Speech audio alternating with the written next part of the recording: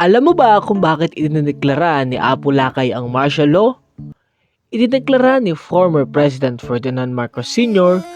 ang martial law noong gabi ng September 23, 1972.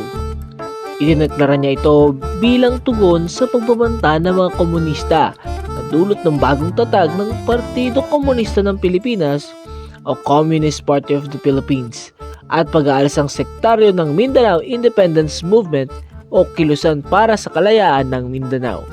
Ngunit, pinaratangan naman siya ng mga opisyon nung panahong iyon tulad ni Lorenzo Tañada, Jose W. Jokno at Jovito Salonga na si Marcos daw ay pinapalaki ang banta at ginagamit ang mga ito di umano bilang maluwag na dahilan upang patatagin ang kapangyarihan at palawigin ang kanyang termino.